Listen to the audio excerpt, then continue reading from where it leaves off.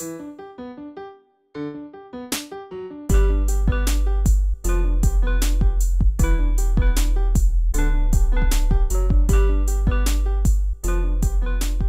everybody, welcome to a very special premium edition of the Young Bucks Show. This is What the Buck, and for today's episode, the entire show is going to be What the Buck. We could kind of tell we were going to be talking about a lot. The market's been a little bit crazy. We obviously had the Super Bowl, which is the real story for the real investors out there. So lots to cover. Andrew Hall here, joining me as always, Ben Nye. Ben, what up? I'm doing well. Good. Krebby. Hey. Matt Krebsbach over there, and Sam Frost. What's up? What up? We're going to jump in. Let's talk with Super Bowl first, because that's why everybody's here. They watch investing shows to get our thoughts on the Super Bowl. First things first, totally whiffed on the NSYNC thing. You know Lance Bass is going to be there, JC. If you hear nothing else we say on season 2 of Young Bucks, bet on members of NSYNC showing up. This is going to be a great cutout when I'm wrong, but this is the lock of the century. Members of NSYNC will perform with Justin Timberlake, guaranteed. I don't know if it's that guaranteed. Absolutely guaranteed.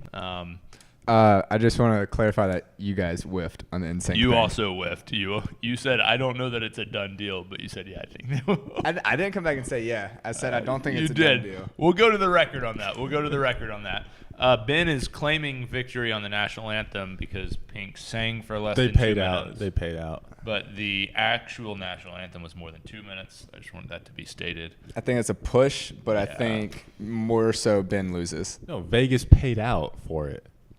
I also think it should be noted that Pink had the flu. So when she started singing, I thought for sure there's no way she was going to cover that. I agree. And then she picked it up. She picked it up like her long notes, like she cut them off. We got to like a minute, and I was like, she's almost done. Yeah. I didn't think there was any way that was going to happen. Generally, I think she did a respectable job. Justin Timberlake halftime. Some people really liked it. Some didn't. A lot of people were ticked off about the Prince thing. I don't know. I have a hard time like really getting into halftime shows when they bounce around songs that much. How do you not appreciate that halftime performance? Right. That was phenomenal. It was great. I just would like to hear let's hear more than a few like lines from each song. Like, just chill out. I don't have to hear everything. I'm trying to fit a whole concert though into like 15 minutes. So yeah. Krebs, what were your thoughts? I know you're. They should have spent a full JT concert. Like screw the game. Yeah, that would have been better. I think the showstopper was his button-up shirt that he had on with the deer on it. That's like something you would buy at an Alabama gas station. No, I was saying I actually really like the Prince tribute. I was telling Ben because he was lived in Minneapolis, so like I thought it was really fitting. I thought it was good. I would have liked to see NSYNC though, but it is what it is. Me too. Ben, thoughts on halftime? I couldn't really hear it, but that was fine.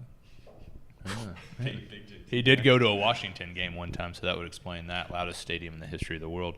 The game itself, I don't know, did anybody really have a strong – I know Sam's a Patriots fan, but now an Eagles fan since they won. I think I was like kind of good with either team winning. I was glad it was a good game, but it seemed a little bit – especially the post-game seemed a little bit anticlimactic. Like it seems like if the Patriots had won, it would have just been this ridiculous ego stroke fest. But when the Eagles won, it was almost like they didn't know what to say. They're just kind of like, well, here comes the trophy. And I just wish it didn't end on that strip sack because it pretty much did, or that strip fumble.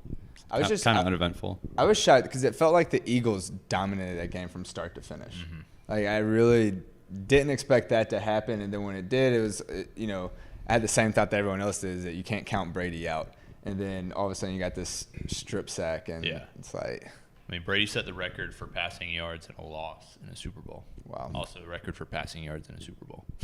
Yeah, I thought I wanted the Eagles to win because I had picked them, but at halftime I said, it's a toss-up now. So I sold the bet. He bet me $10 that the Eagles would win, so I won $10. Another all-time the Patriots. All-time Krebsbach jinx. Krebs does this thing with about a minute left in most games where he'll like say something and you pretty much know the opposite is going to happen. And I'll spare the language in terms of what he said was going to happen, but it was basically that Tom Brady was about to I think he was implying that Tom Brady was going to lead a winning drive there, and and play later strip sack. So an all-time Krebs jinx. We should create a compilation of those. Yeah, there's been some good ones. That's up there. That was a pretty good one. Especially because I think everybody's kind of like, here we go again, Tom Brady. But then when you said it, that kind of ruined it. Yeah, fun game. It's pretty sad that football's over. I don't know if you guys would agree with that, but It's baseball season. Yeah. I don't know. Comeback season. It's football season at UW. We just signed Jacob Eason. Yeah. So. Yeah, we're pretty Washington's jacked for looking that. up. They've got Georgia's third best quarterback there now, so they got a real shot at contending. So it should be good. He's got to sit out a year, but we just watched a hype video for him. We're pretty hype, as you can tell. But yeah, I get real sad when football season ends because you just have football season and comeback season. So we're in comeback season now. The market was in comeback season today. That's what we call a segue in the biz. Crazy market. It was up, about 7.5% at the year to date at the middle of last week. Sold off a little bit on Thursday. Sold off a bunch on Friday, down more than 2%. Sold off an insane amount, relatively speaking, on Monday. And we got a lot of crazy headlines. The biggest loss in Dow history as a function of points for the Dow Jones Industrial Average. The S&P 500 was down more than 4%. Today, the market opened down, more than 2%. It rallied up, then rallied back down. I guess whatever down rally is, tumbled. It tumbled back down and then closed up with the S&P 500's strongest day since November of 2016, the Dow's strongest day since January of 2016. So a little bit of choppiness there. Let's start with general observations, then I want to talk specifically about some of the factors contributing to the sell-off on Friday and especially Monday, because I think that was probably the most noteworthy activity. I think today we're just kind of trying to come back from that. But in general, I'll start with you, Sam. Any thoughts on this? Has it changed your perspectives on anything, or are you just kind of grinding away trying to find good stocks? Yeah, not really. Not much has changed for me. My kind of guess as to what happened is, at the end of December, you got all these fund managers who, they have certain companies that they don't want to have to admit to their clients that they held, and so they go ahead and sell them with the intentions of maybe turning around and buying them back in January. Then you have companies that they've held that they're holding that they can't sell because of tax consequences. And so I think, you hear people talk about the January effect where managers are writing those decisions in January. But I think what happened is you've heard about all these $1,000 bonuses that these companies are giving their employees after the tax cuts and stuff. And so I think we had the literal definition of money on the sideline entering the market. And so all this money flows into the market in January. The fund managers can't make those moves that they originally wanted to because they got all this money coming in. They got to get invested. So they just push all these share prices up. And then January ends, you can lock in your returns for that month. And now in February, you can make those moves.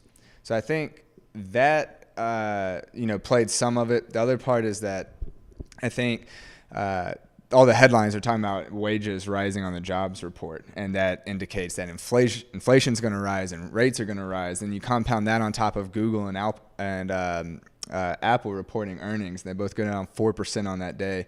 And I think it's just kind of a lot of headline risk right there, just a lot of things compounding on top of each other.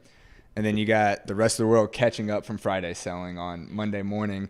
And I think over the weekend, people just kind of domed themselves up. And over that uncertainty, it's like, I think I'm just going to get out. And so I think all this just kind of compounded. The stars aligned for a perfect scenario for the market to kind of tumble on what seemed like not much news. Yeah. So basically, to answer your question, I think that this is just a blip. It was probably good. I think it provides some buying opportunities today and yesterday. Krebs, we obviously saw a rebound a bit today. Right now, the market's up year to date. If you take what we've done over the first, I think it's 25 trading days, extrapolate that out over a 250-day trading year, throw in the dividend, and the S&P 500 is going to be up close to 7%. Obviously, kind of crazy to expect that to continue for the next 9 periods like that. But nonetheless, I think it does matter to get like a little bit of a pulse, so to speak, on the market in terms of where we are. It's certainly not where we were a week ago. But Krebs, in terms of the rebound today and your perspective, you think we got more choppiness specifically to the downside coming, or do you think maybe Friday and Monday was about it. What's your gut? I think in the short term it's probably gonna be pretty choppy, but I think I don't know. That's a really hard question to answer, Yeah. but Call the market I for think me. you'll probably end 2017 up a little bit. I think, but I think in the near term, What about 2018 though? recession? Got him. No, I think what happened in January is just like the ramp up would happen so fast, and I think that's a really common thing where you ramp up and then you ramp down like even faster.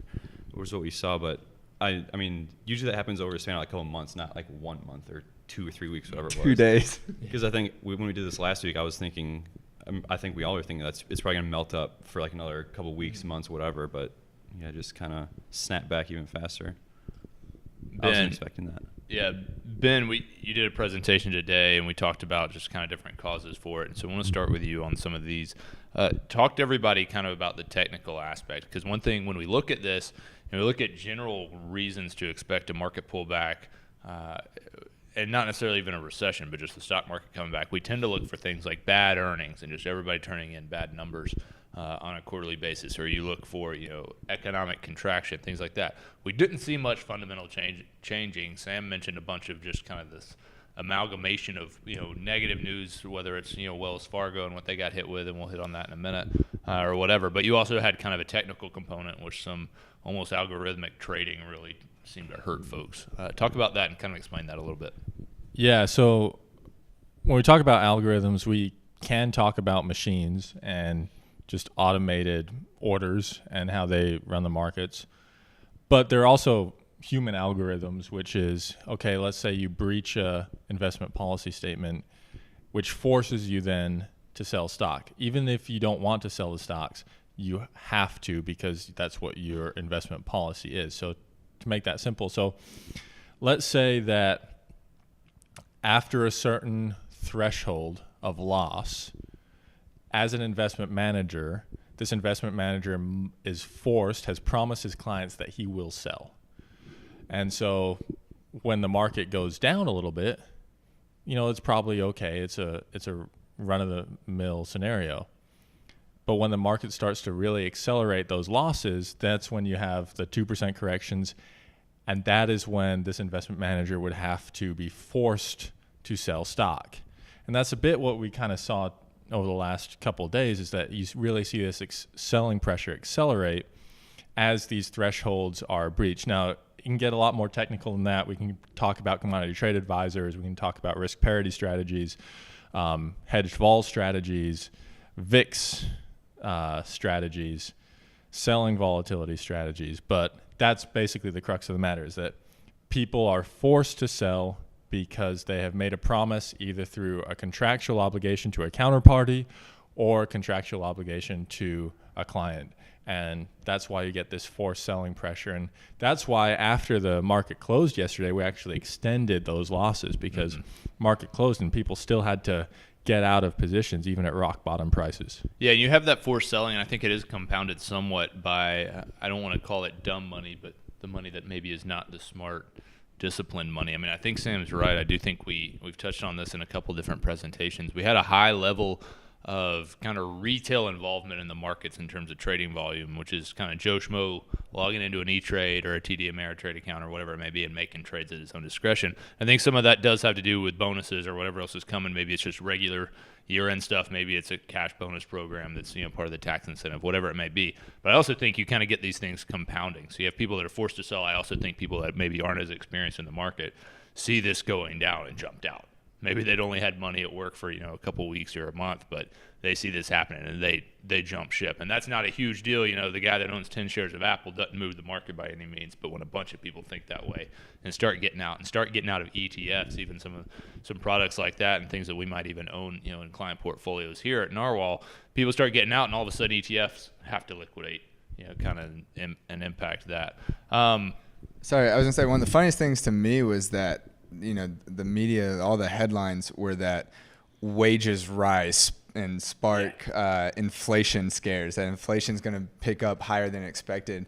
And it's so funny because every single jobs report that's come out, it's like, oh, the jobs number beats estimates, but they're like, but wages still just aren't rising. Our economy, like, we just can't get better because wages aren't rising. And it's like, oh no, wages rise, sell everything. I'm like, what are you guys talking about?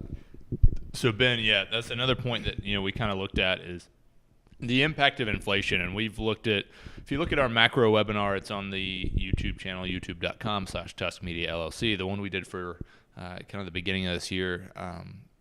We talked a little bit about inflation and the concerns tied there too, and how that could come to play, especially in a bearish market. Ben or anybody else here can jump in, but do you feel like inflation is the threat that it's being positioned as in headlines? Because it doesn't seem like we have a whole lot of reason to be buying into that narrative as the reason why the market was down 6 or 7%. I mean, I would agree, and I kind of piggybacking on Sam's point there is, I think when people see inflation, they say, okay, well, I can't own any bonds anymore because I'm just that purchasing power from the fixed income is just going to get eaten away. So what happens when people can't own bonds? Interest rates go up. So I think that was kind of the narrative that says, okay, well, interest rates are going up, which means that it's more costly for companies to borrow money. It's more costly to buy a house, which is a bad situation. They're completely ignoring the fact that the reason interest rates and expectations of inflation are going up is because there's wage strength. But even more than that, I think that it was almost an excuse. I really think that on Friday, we kind of started and just went into this downward spiral, and people really couldn't pinpoint an excuse of why the market was selling, so they wanted to tell a story. And I mean, as a human nature, like, there has to be a reason for everything. And in this scenario, wages happen to be it. On the other point, I think that some of the other wage indicators have actually been reasonably strong. The wage indicator that comes out with the monthly unemployment rate has not been as strong. So I think that was a lot of catch up in there too. Talking more broadly about the economy, and this is probably the last thing we'll do specifically on what's going on. When we look at the major themes, I think a theme that we've had internally and that we've talked about has really been just kind of the setting of a high bar. And we talk about that at a corporate level, when we talk about what the expectation is for certain companies' earnings or their revenue or whatever key metric you want to look at from a valuation perspective. And we talk about how it's more difficult, obviously, to reach a higher bar, and how that can also be more damaging if you don't get there. The same is also true more broadly speaking on the economy.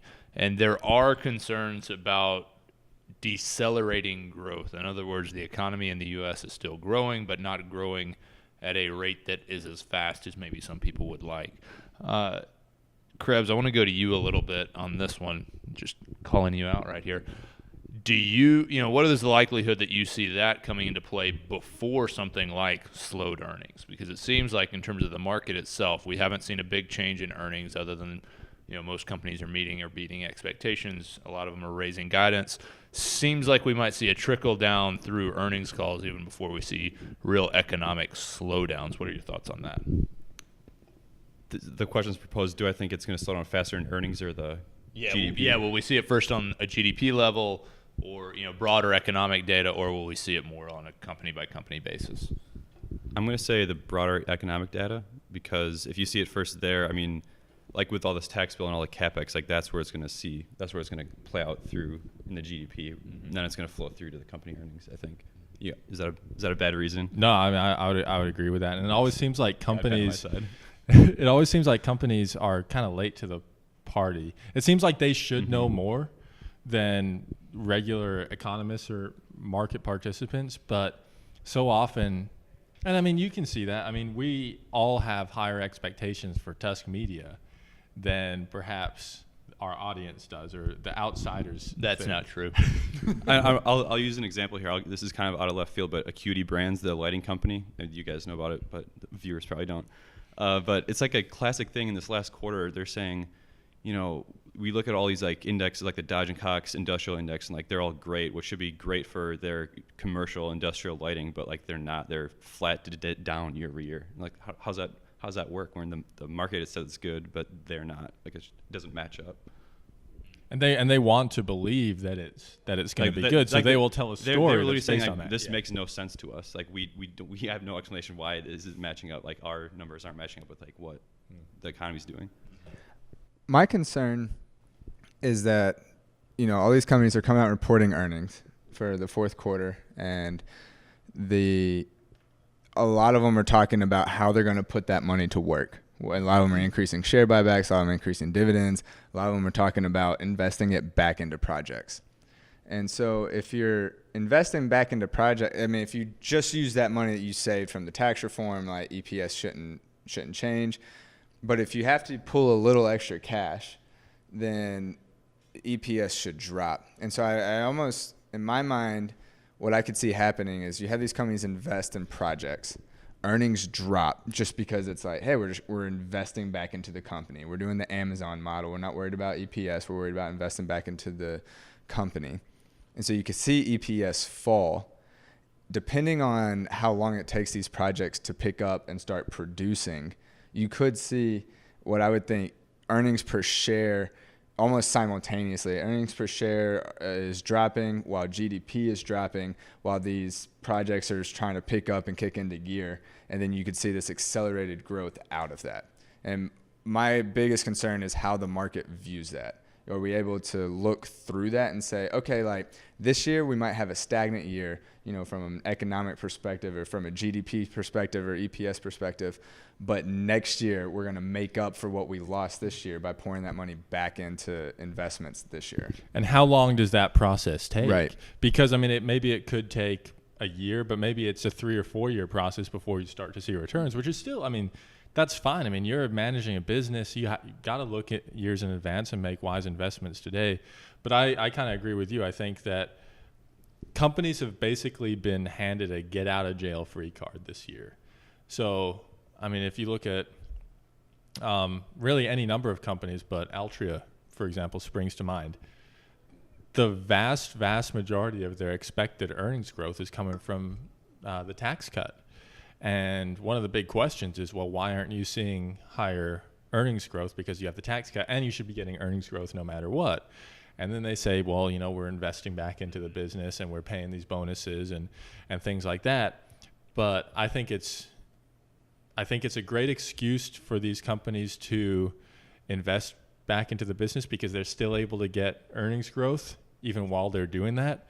But I think it's frustrating a lot of investors who wanted that bonus. They wanted the tax cut truly as a bonus without that additional investment. And I think the other side of it, and we were talking to some folks today, some decision makers at a large privately held company, and they said the other challenge that they're seeing specifically as it relates to excess cash that they have from the tax cut and their desire to spend on CapEx was that, quite frankly, their equipment manufacturers could not keep pace with orders. So they're sitting here saying, we got money, and we can actually move relatively quickly. We're pretty agile. We're cash rich right now, and we'd like to deploy more, take advantage of bonus depreciation, as well as put that money to work right now at a time that's appropriate for us and what we see in our cycle. But we can't. We're sitting here waiting, and so it's not just the companies having to make a decision and develop a plan. There's other pieces there. It's not like you just have a 3D printer that just prints anything you want, and when you want it, that'd be great.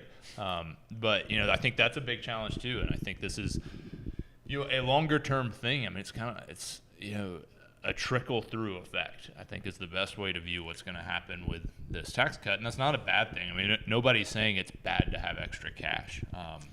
Again, I think we would all prefer to see a little bit more diligent thought than see people just blindly spending money or just saying, hey, there's nothing I can do right now, I'll just buy back shares. I'd rather see people have some diligence. It'll be interesting to see how it plays out, and I don't know that we'll ever know until 5-10 years later when we look back at it. But number one, how does management communicate the process that they're going through and the projects that they're investing in to make shareholders okay with maybe EPS doesn't grow this year? And then number two is that you have this windfall of cash. Does that lower the standards for management when they're turning around and investing in companies? And so hopefully management is incentivized based on ROIC so that they can't really fake it, but not all management teams are compensated based on that. And so that's a concern that I think Krebs has expressed before. It may have been that, this might lower the standard for projects or the hurdle rate that they have to jump for returns. And then that could lead to destroying capital, investing in projects that don't return greater than your cost of capital, which would, in the end, not be good. And that's you use the word process there, and I think that's exactly the right word. I mean, it's really easy for us to make a decision in terms of what a company should do with a couple extra $1 billion on the balance sheets. It's really easy for us to sit here and say, do this, do that, do the other. But the reality is these people are laboring over decisions with much smaller financial dollar impacts every single day. There's a reason they're in those positions that they're in. And so the notion that all of a sudden there's an extra 5-10%, whatever it may be, coming back to you, and it's just going to immediately know what to do and immediately know how to deploy it, I think that in some regards might be asking a little bit much in terms of immediacy. So I think that process is going to be important. I think that's where it's going to be a big premium on management teams to outline that process and clearly communicate and set expectations for analysts moving forward. And it's going to be really difficult to determine the efficacy of all these projects, I think, because they do take a place over such an extended period of time. I think if you're talking about the returns on these projects taking 4 or 5 years, it's going to be really difficult to judge what would have happened otherwise and what actually took place because of these investments. So I don't know. It'll be interesting to see how it plays out. Obviously, I would agree with you. I think that if they're investing in good projects, I mean, that should be a boost over time. But for the here and now, I think there's a significant degree of uncertainty about how it manifests itself. All right. Thanks for bearing with us. A little bit of a different show. We just thought it makes sense given the volatility we've seen in the market. Next week, we'll probably have a little bit more of a standard show. We'll do the panel for 5-10 minutes, and we'll have some segments carved out there. But for now, we're signing off. Thanks for being here. Hit subscribe. Leave us a 5-star review on iTunes, all that good stuff. Check us out on YouTube, and we will talk to y'all next week.